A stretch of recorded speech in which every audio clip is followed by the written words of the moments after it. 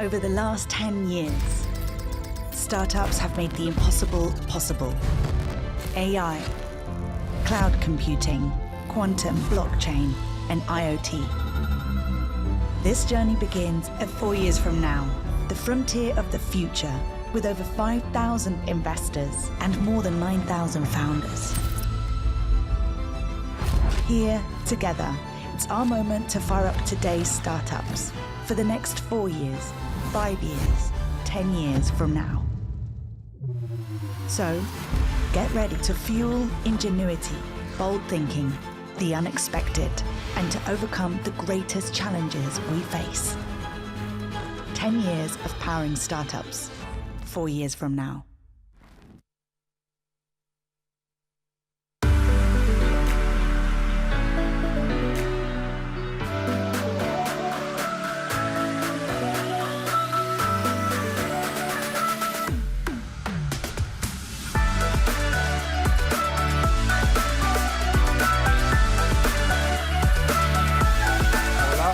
Bon dia, ¿qué tal? Good to see you all. Hey, wow, this is a glamorous, intelligent crowd. I can feel it from here. Bon dia, good morning. My name's Oisin Lunny, soy un periodista, un maestro de ceremonias, y disculpe, mi castellano es muy básico, so I am going to conduct this morning in English. I live in Catalonia, in a little place called Dos Rios, which a few of you might know, in the area called Maresme. I am very honored to call this beautiful country my home. And this is my 10th 4 years from now. I've been here for every single edition of this magnificent conference. And my goodness, there's that old saying in business, you need to disrupt or be disrupted. And I think 4 years from now gives you the creative disruption that you need to supercharge your career and really be a part of this incredible ecosystem. Now, I just wanted to say congratulations to Pere and Yossi and all of the organizers for 4 years from now, 10th edition in the heart of Mobile World Congress.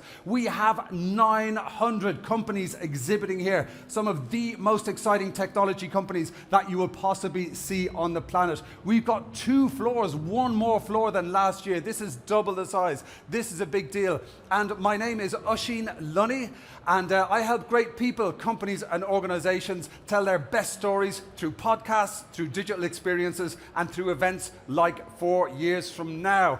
Now, I would like to start the morning. I appreciate we might not quite have had as much coffee as we would like, but I would like a little show of hands to see how many of you have been to 4 years from now before. Any 4 years from now veterans? Okay, muy bien. Excellent. Well, listen, welcome to all of you. Welcome to the many people in the audience, for this is your first 4 years from now, and thank you so much for joining us here. We have 4 of the most exciting days of your life lined up for you. We've got a stellar lineup. We've got so many more new stages, 3 new stages in digital health, green tech, and university and spin-offs. You know, if there's anything that you need for the rest of your career, the rest of your life, you're probably going to find it right here at 4 years from now over the next 4 days. Now, I would like to invite you all to please share the love about 4 years from now, because a lot of people are watching online. We've got people live streaming. We've got people watching the socials. Now, it's very important to support each other, to connect with complete strangers and see how you can help each other. My personal motto is ABC. Always be connecting. So please do step out of your comfort zone, see who you can connect with, and see how you can help each other, because this rising tide lifts all of the boats, and I congratulate you all for being here. Right, another show of hands. Who here has heard of quantum computing? Quantum computing? Yes. Okay. Muy bien. Bonus points to all of you. Our first keynote session today is an incredibly exciting topic with an incredibly exciting power trio of speakers. I'm thrilled to introduce this next session. It's about quantum industry, a bird's eye view. And our opening keynote speaker, who's going to bring on some very important friends, is one of my favorite speakers at any event, any 4 years from now. I'm sure many of you will know her from the amazing conference Puzzle X. I'm sure many people here are going to Puzzle X. It's an amazing event, and she really is one of the best speakers on these topics. My dear friends, it's the first welcome of the day. We need to make it a big one. Please join me in welcoming to the stage the Director General at Matter, Dr. Zina Cinker. Thank you. Bienvenidos. Thank you so much. Oh, thank you, Dr. Cinker. Hello, everyone, and welcome to this session. I can't see everyone, so I'm going to not trip.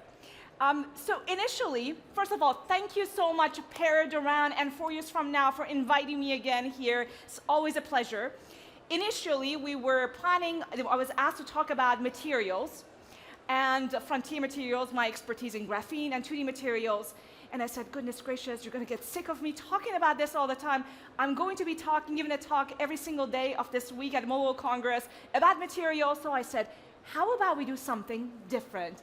How about I invite you in a conversation I would be having with some of our trusted partners and my friends about the advantages and the reality of quantum computing and quantum industry as a whole. So I would like to welcome to the stage two people that I do trust. These are the people that are not going to be hyping, and I'm going to make sure that they take the oath of not hyping things, telling us the real truth about what is happening, and having a conversation about what is going on, what's the future, what's the potential. And I would like to ask you to welcome to the stage with me my good friend Alex Challans, the CEO of Resonance. Alex, come on in. I cannot do it like Ocean, but all right. I'm lacking my skills. Great to see you, Alex. So, take a seat somewhere. And Romi Sumaria, the head of business development at Terra Quantum. Romi, here. Woohoo! Romi, here. Come on, let's do it. So I know, seriously, we're not doing this well. It's too cold. Ocean's gonna yell at us now. So, awesome. Fantastic to have you guys. Thank you so much for the conversation and for not making these wonderful people listen to me again talking. So now I can have the conversation with you guys. But what I want to do in this conversation is that we want to keep this real. The same kind of conversation that we're having in the back rooms in our own stakeholder meetings, the reality and the truth. So you have to take an oath of saying you will tell the truth and nothing but the truth. Yes? I'll keep my sales book outside. Thank you. So this is important, right? Same thing with Alex, right? Outside. Fantastic. We're going to have the reality of what quantum is. And these are the fantastic people who can actually walk us through it. I want to start by this question. We talk about quantum a lot. Sometimes we say quantum is near, quantum is not here, quantum is already here.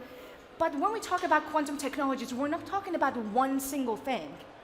What are we talking about? Can you, first of all, in this audience, who is in quantum technologies? Let us actually see. Quantum, okay, fantastic. 1, 2, okay, that's it. 3, okay, who knows about quantum?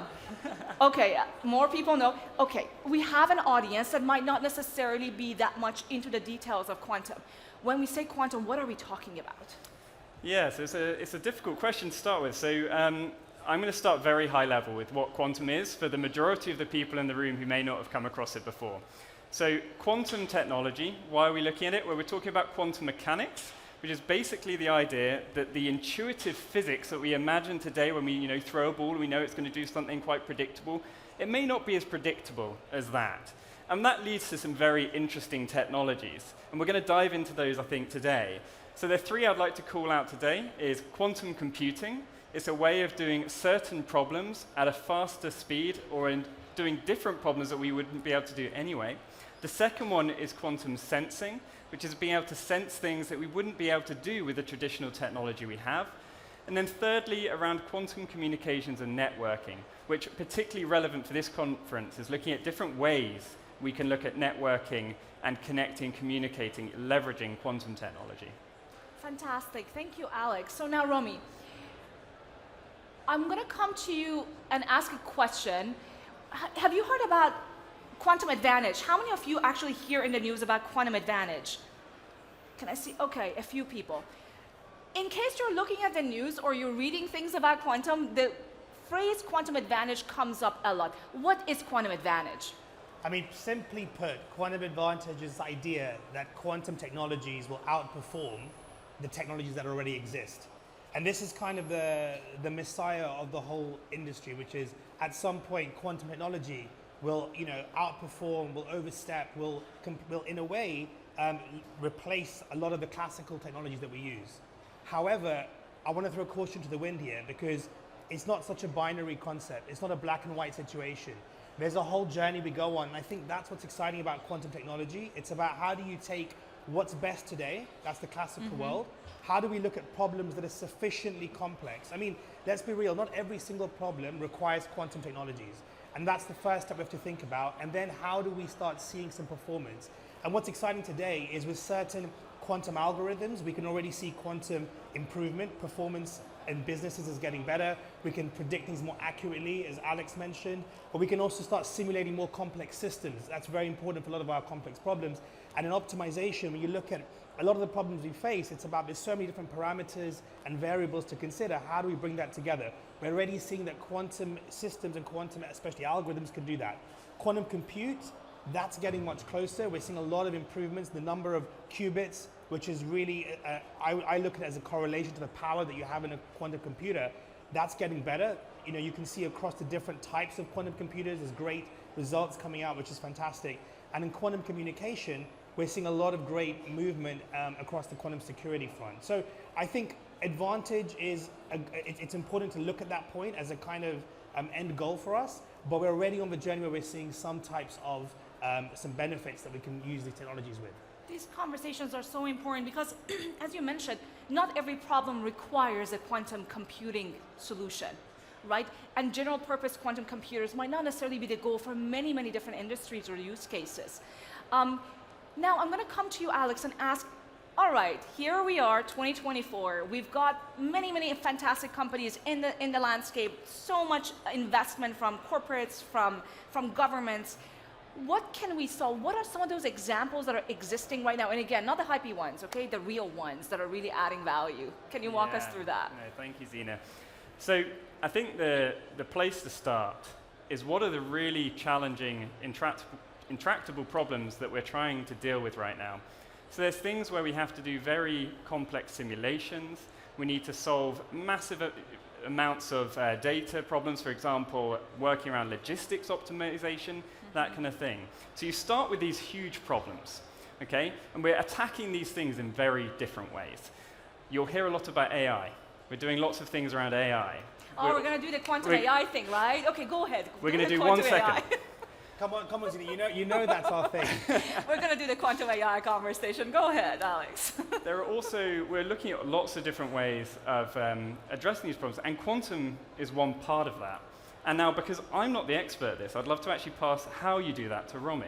Well, look, I just want to put a kind of a flag here. Look, I'm going to give you examples from my company, Terra Quantum. I'm not trying to sell you, but I'm just using what experience I have. But look, some of the examples that can maybe relate to the group here is when you think of like how do we increase accuracy of predicting things. One great example is solar panels. We're trying to transition to clean energies, but the challenge with things like solar or wind is the prediction accuracy when you're trying to look at the weather systems or look at how much energy is generated to maintain a grid balance. Now with quantum machine learning, we've actually been able to increase that prediction accuracy, which allows us to actually have a much better understanding of the true grid, increase the ability to accurately use solar energy, for example, and therefore keep grid management. Another example, I know there's a lot of, 4YFN has a lot of connection with the biotech industry and looking at drug discovery.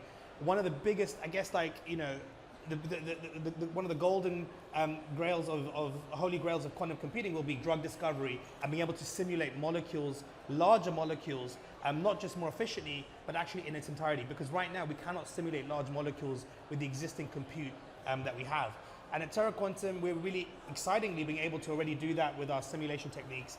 And the last one I'll just give you an example of is if you look at route optimization and logistics. Alex mentioned it. We've got to think, how do we reduce our CO2 in our logistics networks? It's a massive, one of the largest emitters of CO2 globally.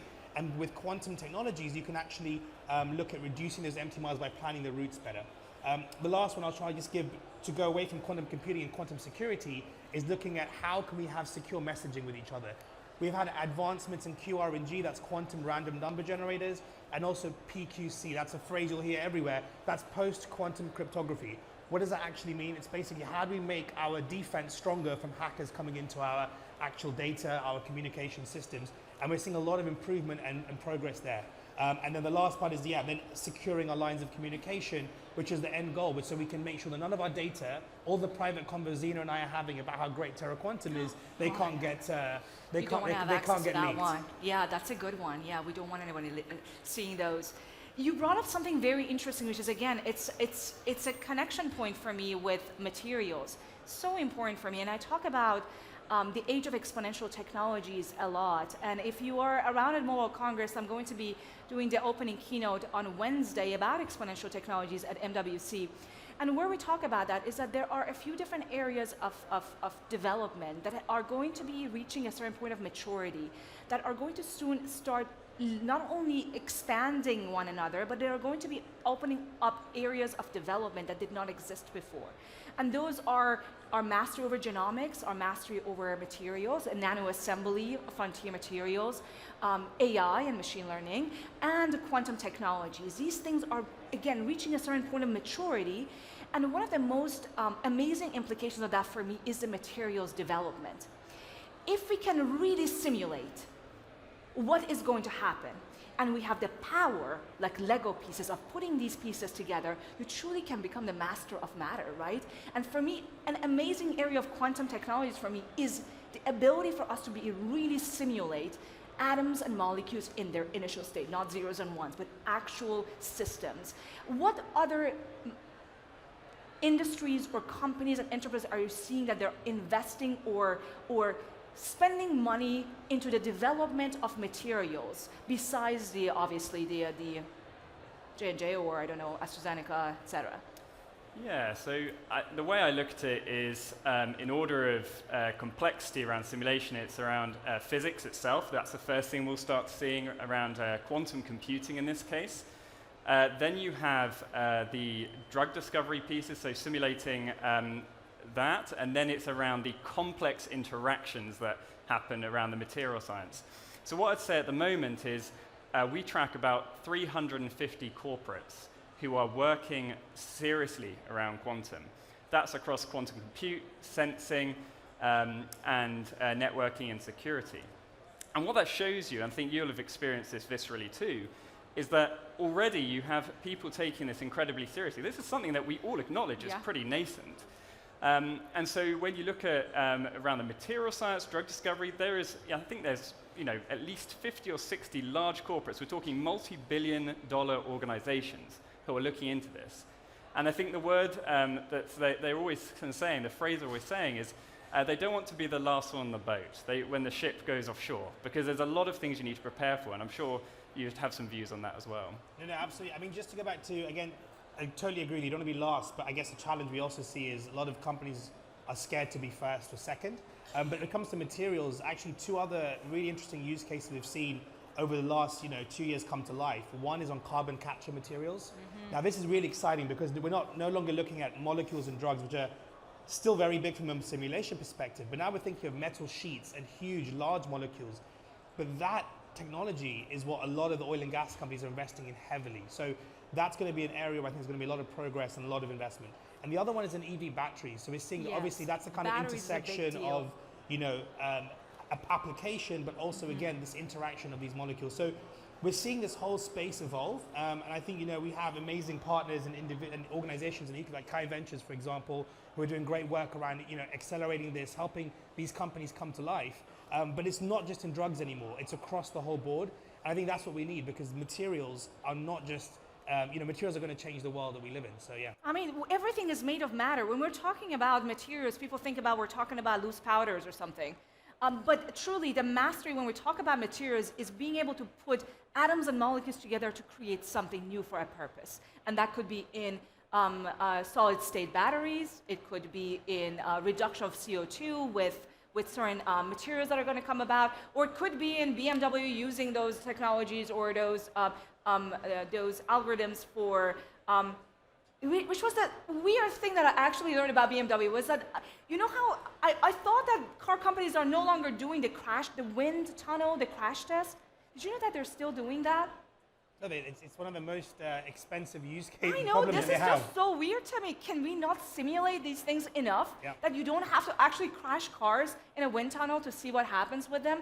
And then they were explaining to me how they were investing Alex, walk us through it. Well, maybe I'd actually like to give a slightly different example. So we're running a challenge with BMW and Airbus at the moment, which is asking the community of quantum developers to work out what can you do? What can you do with quantum technology? And there's this thing that doesn't sound that very exciting. It's corrosion inhibition. Why on earth do we care about corrosion inhibition? Oh, that's a big deal. Why? Well, it turns out that for a plane, it costs a lot of money to paint these enormous planes every time, maintain them, and it's very important to do that. So if you can create better materials that can coat a plane with that nice paint job, then we're going to be saving millions, billions of dollars. You may have heard an example if you take one olive off the serving of a plain meal, an airline company will save billions of dollars, right? Just because of the scale that they operate. Think about that for something like the materials they're using, the fuels that they're using. It's going to be fascinating how this evolves. It is really fascinating. And you know, one of the fascinating things was something in the news recently about Apple? Go on. Yeah, I think Apple just... Is Apple diving into quantum now? Well, not just diving in. They've made it global and accessible. I mean, post-quantum cryptography is now embedded in if you have an iPhone, it's in your messaging. I think that kind of message says it all about where companies, the largest tech companies, are thinking about quantum. It's now going to be more and more part of what we're doing. I mean, if you guys walk around today in the MWC part of this conference, if you look at some of the South Korean manufacturers and what Samsung is doing, they have quantum random number generators inside their phones already. We're moving from not just this idea and research concept, it's now where is it being used in application in real time. I mean, we've actually developed a really exciting secure messaging app, which is all about how do we help businesses, securely communicate and avoid being hacked. These are the kind of applications that need to bring this kind of technology to life and make it usable for the other person. Because at the end of the day, you don't need to know quantum science to leverage the benefits. Fantastic. And again, when we're talking about quantum technologies, when we say that quantum random number generators are already here, they are commercial, they're being used. And sometimes we say, oh, quantum is so far away. We're not talking about the same thing. Maybe we're talking about quantum computing. Maybe we're talking about quantum advantages not here right now. There are many different fields when we're talking about quantum, and it's important for us to bring that to the attention of folks that are not in quantum to know that when we say quantum is near and then somebody else, quantum is not near, it's not that they're contradicting each other. They're actually talking about different things. They're just called quantum technology, all of them. And Alex, I want to bring the conversation back to you. I'm not plugging in this for you, your Quantum Insider platform. I truly trust you guys' platform with Quantum Insider, which is a part of your conglomerate of Resonance. You guys track what goes on in the quantum. I mean, Quantum Insider is one of the most, I would say, trusted sources. We read, we know what is going on in the world. You guys tell us what is going on in the world of quantum. But you guys must be tracking so many different things around.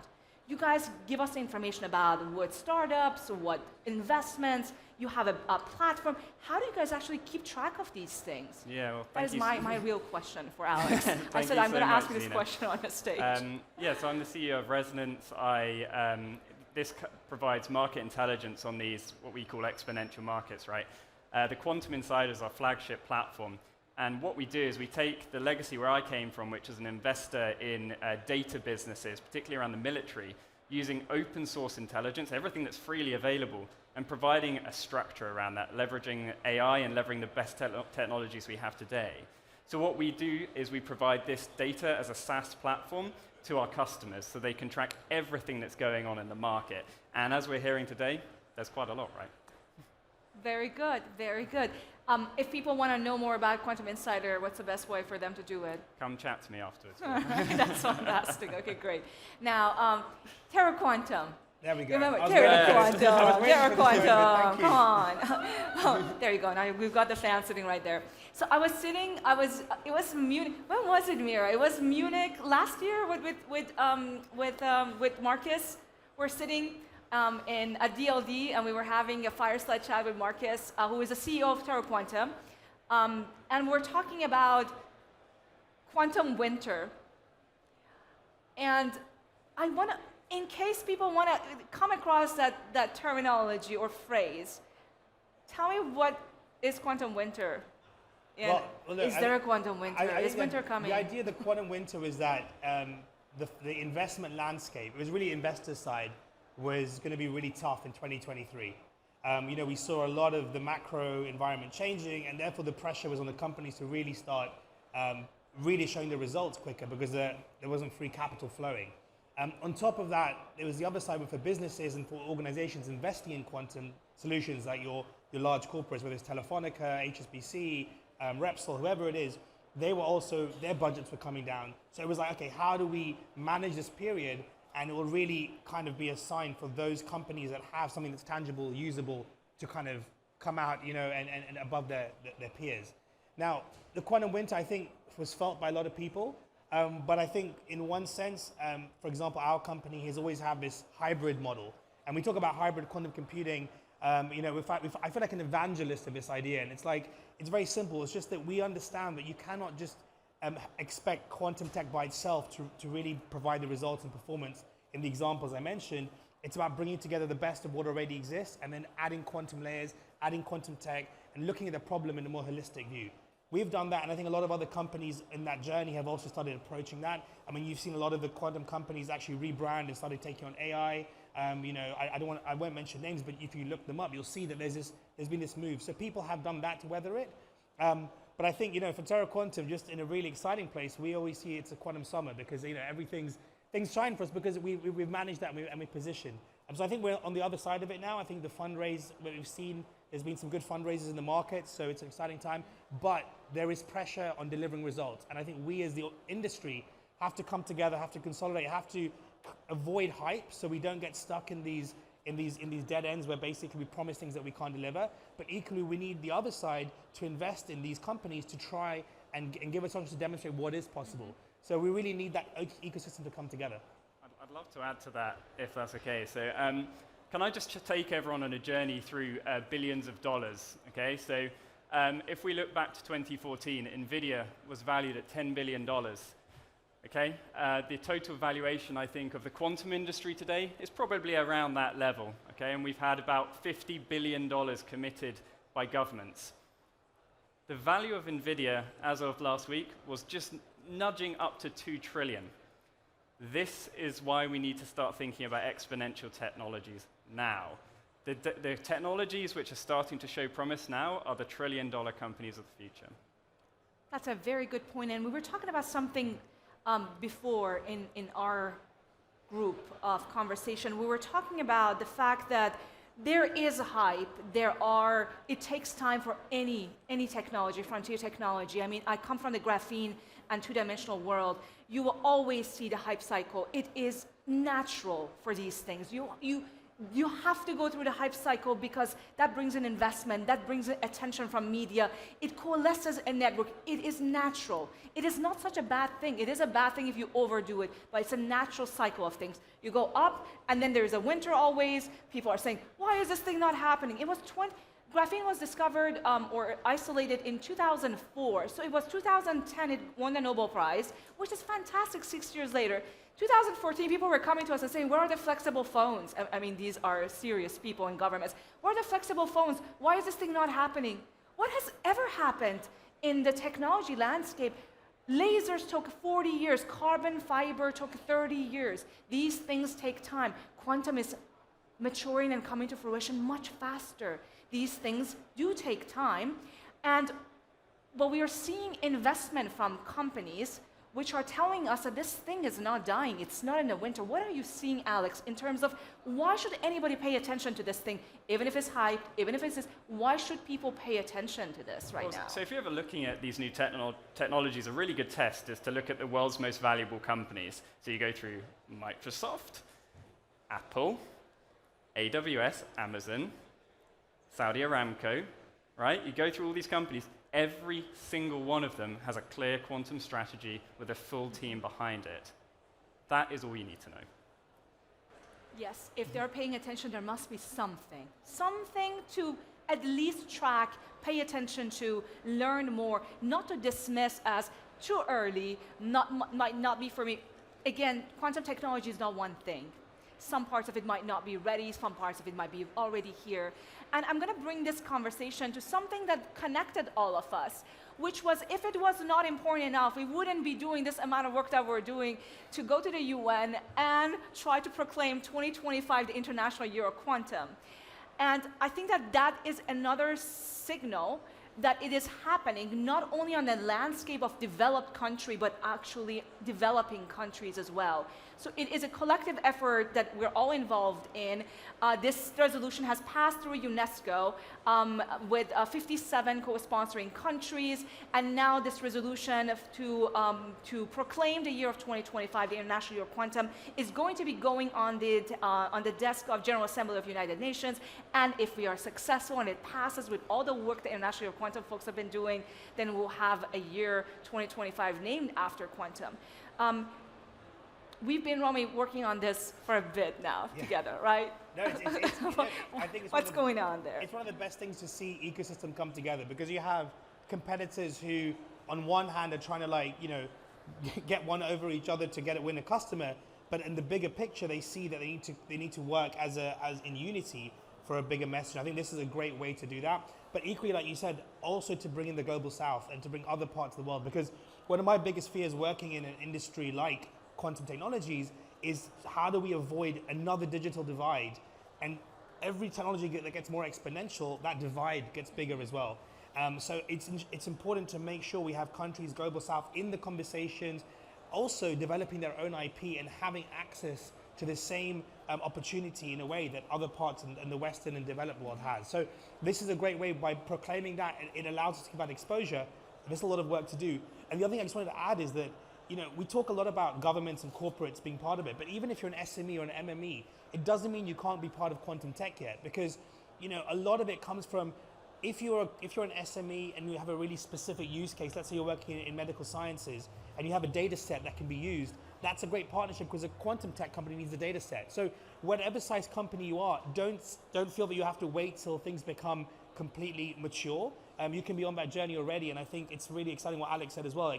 Don't think now, think 5 years, 10 years in the future. I mean, OpenAI was completely rejected for a long time, and now it's on everybody's phone everywhere. So yeah, I think this is what we're doing with quantum, with this group. We're actually all we're learning from each other, and I can't wait till it passes in General Assembly, Zina. We are very excited about this, and the important thing is that at PuzzleX, for example, what we did, which brought the different companies that might be in competitive space together, that with the open letter that was signed by 300 Nobel laureates, CEOs of the big companies, the big Fortune 500 companies, folks that signed this thing to encourage the UN to pass this resolution, putting the competitiveness aside, coming together for a bigger purpose, which is we need to raise the profile of quantum, not only in the developed countries, but as a collective in the global south and different countries, because it belongs to and the quantum divide is a very, very big issue that we need to be getting ahead of it. And I think that this is going to be helping us. Alex, how about some wrapping up remarks? I think I'd just build on everything that's been said today. Thank you to everyone for listening. All I would say is, if you're interested in this, do what I did. Go on YouTube at 2 a.m. and just go dive in, get excited about quantum, understand its potential, its risks, and just enjoy it. I love it. Enjoy quantum. Come on, it's easy, right? Romi, what about you? Well, first, thank you, Zina, for having me on the panel today, and thank you, everybody, for spending your time with us. I mean, look, as Alex said, dive into it, but also, don't be scared of it. This is the future. I think we are literally at the cusp of that next break. I believe quantum is the next exponential big technology. So if you want to invest in it, be part of it, start experimenting, come. And most important, if you want to learn more, I'm here the next 3 days. Come, you can learn more about Terra Quantum. And also, I promise to be only sales. I'll also share more about the industry. Thank you very much. Thank you so much, everyone, for listening to this conversation. And if you want to get involved with the International Year of Quantum, which again belongs to everyone, drop me a message on LinkedIn. We will connect you again. Our efforts for IYQ does not only include the quantum stakeholders, but actually the future quantum stakeholders. Thank you so much for your conversation. Thank you so much, guys, for joining me on the stage. And thank you for listening to us. And I hope that you enjoyed it. Thank you.